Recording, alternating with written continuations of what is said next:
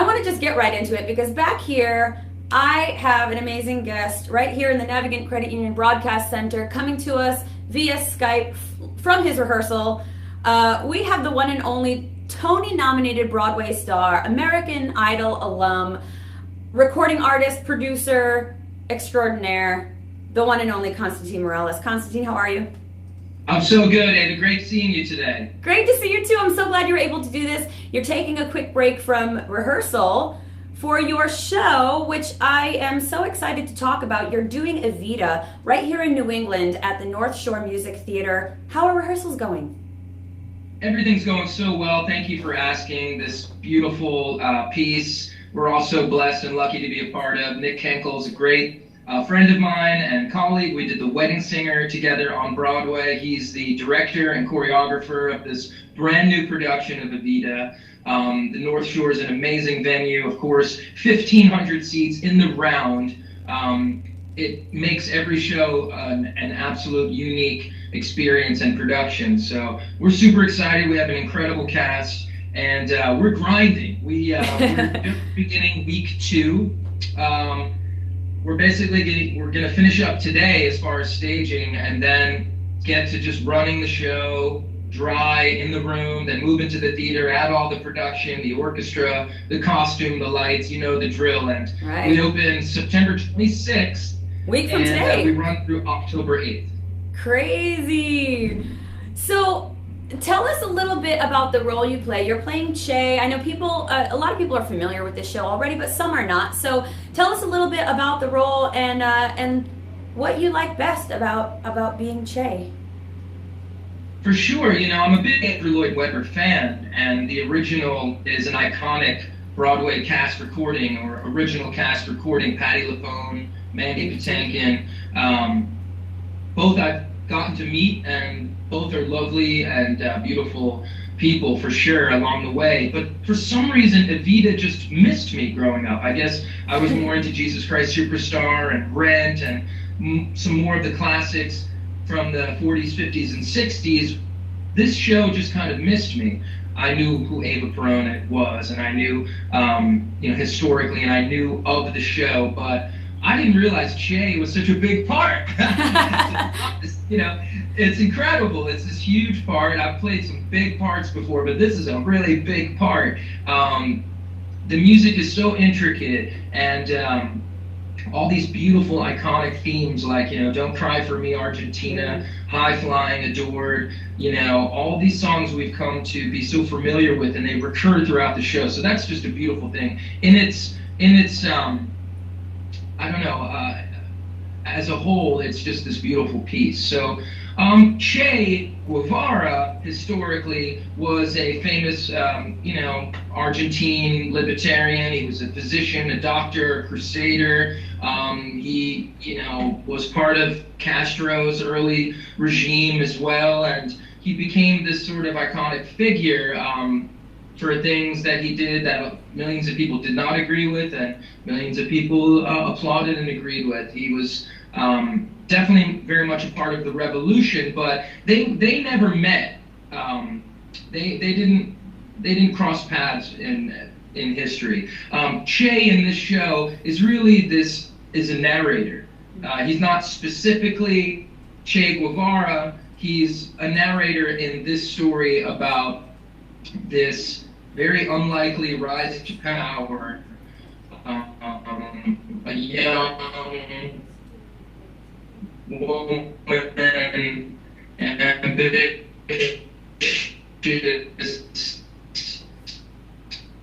we're having some little technical difficulties here. Out of the slums to be one of the most powerful for her, in that concentrated period of time. In a way, it's such an important show to do right now, happening politically. We've seen this reality star become president of the United States and in the world. So I think this story is more crucial than ever to tell. With this group of actors, we have an incredible cast. I don't care, where they're from or what they look like or who they are or what, how many vowels are in their name. But they're incredible, and they're John and Brianna are giving, performances of a lifetime in this show. That sounds amazing.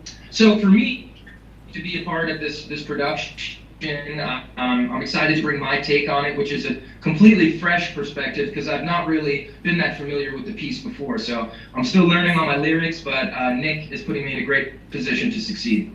That's awesome. Is it different? Have you ever done a show in the round? I've done some work in the round before, not on this level as far as this size of the theater, Yeah. but I've done more classical work in the round. I think when I was a younger, doing community theater in New Jersey, there was a community theater in the round. I remember that first experience. It's daunting. Yeah, I can imagine. Really sort of relish it. I mean, you just learn to use the whole space, and it's sort of amazing when you break the rules like that and you have your back to a portion of the audience as well. Because it's not just about here. I mean, it's the whole body. I remember Billy Porter, famous Broadway actor, used to tell me, "Damn, boy, you're acting through the back of your head," because we did this production of Jesus Christ Superstar a million years ago. I was in the ensemble and I was one of the guards, and like I had my back to the audience, and he's like, "They can feel you right through the back of your head, believe me." So I love it. I love being put in this sort of venue, and I think it's really going to play well with our show, and it makes it less about a big multi-million-dollar Broadway set, and it makes it more about the actors and the storytelling. Yeah, kind of more focused on the performances, which is cool. For sure, yeah. And this immersive trend is everywhere now, all over New York. And you've probably seen some of the shows. They've been throughout New England as well. Sleep No More, Queen of the Night, shows even on Broadway, The Great Comet. This immersive experience, having the audience be one with the performers and vice versa. I think that could be that's exciting, and it always gives it a fresh perspective right from the beginning. Absolutely. It sounds really cool, and I love the fact that it's pretty close by. We're here in Providence, but it's about an hour and a half away, North Shore Music Theater. So I feel like it's kind of a hop, skip, and a jump for us here. So I hope people can go and check it out. For sure, and as much as I love Providence, into the there many times, and they have in the back there from when I was in Rent, and a matinee, go to Boston for lunch, come check out the show. You'll be home, in time to watch, the Saturday Night Football, great college game of the week, that night. So it's definitely worth the experience. They obviously bring great stars here to North Shore, but I think this show in particular, it's got a little buzz and a little juice surrounding it, and I think for sure, it's the show you don't want to miss in the season, for sure. Definitely. So, Constantine, we all obviously remember you from American Idol as you were the rocker, you were the dude that did, but you obviously have always kind of loved theater, musical theater. Was that sort of like a kind of, you had both of those things in your mind as something you wanted to do?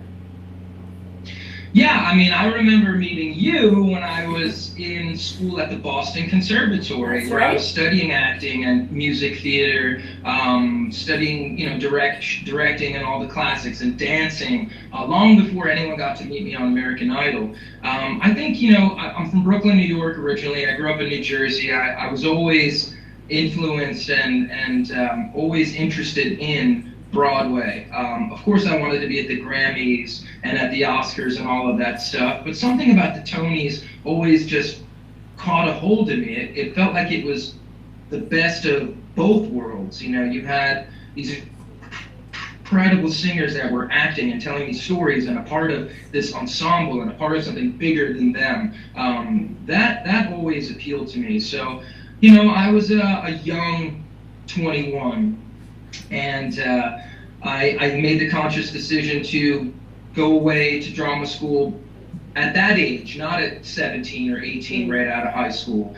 Going to Boston was the best choice I've ever made. You know, I competed with people that were equally as talented, if not more talented than me. I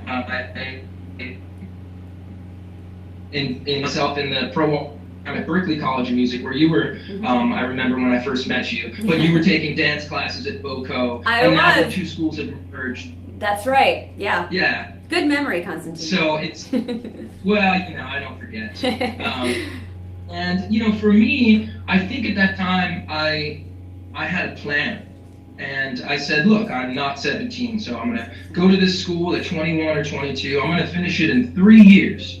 Every summer, I'm going to do a substantial bit of work at a great regional theater or something in and around New England. There's so much to offer. I was at Gloucester Stage Company one summer. I was at the Seacoast Rep in Portsmouth one summer. And my last summer, I was at the Williamstown Theater Festival, which really changed my life. Wow. And I met Michael Greif there, great director, and he cast me in Rent. And then I went on tour with Rent for a couple of years, and my band would come out, we'd play shows. We were terrible. All the Rent heads would come and see us. And then I faced my first, you know, reality at like 24, 25. I wasn't going to be coming back to Rent. They weren't renewing my contract, and I needed a job, and I needed to get my life started again. And frankly, the opportunity for American Idol just popped up, and I took the Chinatown bus from New York to Washington, D.C. that summer, some 12 years ago, and it changed my life, you know, right away. They had the cameras on me, they sensed something about me. I was a little older, they had just changed the old age range, and, you know, for me, I looked at it as part of my plan before going to BOCO. Yeah. You know, I was going to get the agent, I was going to do Rent, and I was going to, you know, become a leading man on the Broadway. To me, it was, I don't know, progression as an actor, as a performer. The Idol thing was like my MFA program, you know, and it gave me an incredible platform, and I built a great fan base, but again, nothing's guaranteed at that point. I had a giant TV show in the works with Kelsey Grammer and ABC. That went away. I had a huge record deal. That goes away. I did, you know, big deals with Disney and this, you know, so part of it is about like finding your footing. And for me, it was finding my musical theater again and getting an opportunity in Rock of Ages, which was like the perfect worlds colliding. Oh my God, I know. I can't even imagine at that time how much of a gift that was for kind of for everyone involved. I mean, it was the perfect match of, here's this new show, they need a dude just like you, and you just got off American Idol, and fast forward to a Tony nomination and one of the most successful shows on Broadway. I mean, do you look back on that time as like, wow, I can't even believe that happened? Yes, and I can't believe that it's been, you know, 8 years now too, since we, you know, nearly 8 since we opened it on Broadway, and it's every actor's dream, you know, and that's all it was. I was the right actor for the job. Yes, I had, you know, a bit of a, you know, fan base and all that, but I know I was the right actor for the job because all along they had wanted me to play Stacey Jacks, the character Tom Cruise ended up playing in the movie, and everyone assumes that he played my part, but no, he played Stacey Jacks. Stacey Jacks is like the rock star. Right. But the brilliant saying, no, you're Drew. You're the less obvious, you know, part for you. You're the guy that we're going to root for, the likable one, the one that isn't 24, the one that is maybe 30, still pushing a broom, trying to make it, and we're rooting for him. And that's, yes, Kismet is all part of it, a lot of luck. But we worked our butts off, and yes, it's every actor's dream to create roles like that, and I've gotten to do it since, but, you know, to match the success of Rock of Ages will always be hard for me. Yeah, and I think it's great because, like you said, coming off of American Idol, everyone sort of assumes in this industry, once you get to a certain point, everything is handed to you and, you know, it's smooth sailing, and it's just not the case. So had that not happened, and had you not continued to work so hard in this industry, who knows what may have happened in your career. So it was a combination, it seems, of good luck, and you had the talent to deliver, and so here you are, you know? Well, yes, and I think people that know me know how appreciative I am of the opportunity, but also know how hard I work, and you know, how serious I take the work.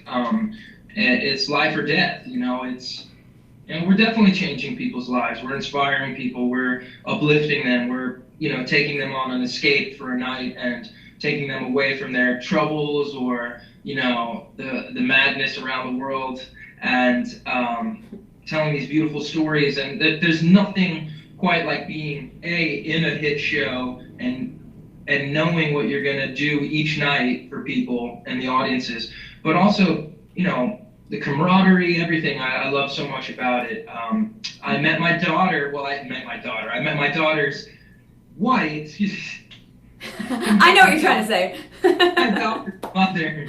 my daughter's mother doing Rock of Ages on Broadway, and, you know, we've been blessed with this beautiful, beautiful daughter, Milena. And, you know, my father, before he passed away, got to know Milena quite well, and she's a thriving, brilliant 6-year-old now, and we both live out in the suburbs of North Jersey, and we both commute in generally for work every day. And you know, it's rock and roll. We co-parent, and Sure. we have a great kid, and so I'm very thankful. But I'm really excited about this production of Evita. I know, you know, it ran on Broadway a few years ago with Ricky Martin in a revival. Yeah. I don't think they set out to do everything they want to do in that production. I hope people come up and really see this production. You know, there was something we used to learn about in drama school about the empty space. And I know you took some acting classes as well, you know, but to be able to create this world on essentially a blank stage takes a lot of work, but takes a lot of talent. And this particular production is, I don't know, it's going to be beautiful for sure. So. Man, it sounds great, and like I said, not too far away from all of us here. Opens next week. Can't believe it! You better get back to rehearsal, Constantine. I'm nervous for you. I'm going to get back. I wanted to tell you about one thing before I do Sure, of course. head out. Is I was saying before, I've been through all these labels and, you know, dropped and added and whatnot. Well, this time I'm doing it my way. I just started a Kickstarter campaign for my new album. The first couple of singles are available on Spotify. I will interject. I listened to one of them and I thought it was amazing. It's really cool, Constantine. I really, really like it. Thank you. The new song, All About You, just got added to Sirius Radio, and we're very excited about that. And go to Kickstarter.com, you know, punch in my name, Constantine Maroulis. You can find it at ConstantineMaroulis.com or on any of my social media. Please pledge your support. There's great tiers and, you know, gifts and motivations for the real fans. But even if you're just someone that wants to support, you know, this independent project, I'd appreciate it. And I promise you won't be let down. There's some incredible people attached to this album, and it's gonna rock. I'm bringing the rock all the way back. So excited to have this Spotify. And thank you, Ava, so much for your support. And I hope the P-Town Providence people come check it out. Absolutely. Thank you so much for being on the show today, Constantine. I hope you have a wonderful run of Evita at North Shore Music Theater. And everyone should go to your website and check out your new music. You have your hands in a lot of different projects you're producing. So anyone who is a fan of yours should go check it out. And thank you.